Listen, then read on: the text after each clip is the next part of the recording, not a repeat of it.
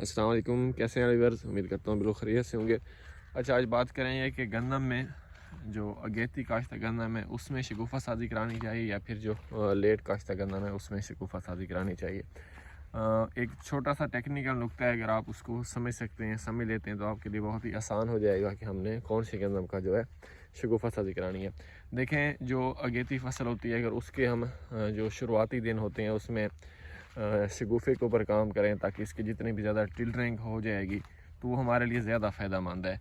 वो जितने भी शगुफ़े निकलेंगे, जितने भी इसकी टिलर्स निकलेंगे, उनके ऊपर सिट्टा बिल्कुल पूरा आएगा और अच्छी से अच्छी पैदावार होगी।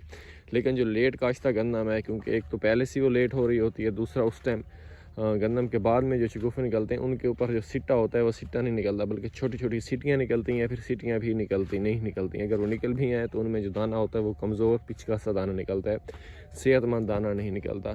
तो इसलिए आपने कोशिश करनी है कि अगर अगेती फसल है आपकी तो फिर आप उसकी कोशिश करेंगे ज़्यादा से ज़्यादा जो इब्तदाई दिनों में आप लोग शगुफ़े निकाल सकते हैं उसमें जिंक का भी इस्तेमाल कर सकते हैं ताकि इसके ज़्यादा से ज़्यादा शगुफ़े निकलें, वो कर लें। जो लेट काश्ता गंदम है उसमें आपने शगुफ़ा साजी के अमल के बजाय आपने कोशिश करनी है कि सीड की मिकदार बढ़ा देनी है।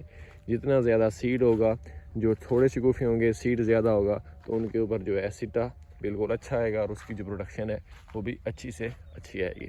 अगर इसी वीडियो से रिलेटेड आपका कोई भी सवाल है तो लाजमी शेयर कीजिएगा। इंशाल्लाह मुलाकात होती है जल्द एक नई वीडियो के साथ। इजाज़त दीजिए, अल्लाह हाफ़िज़।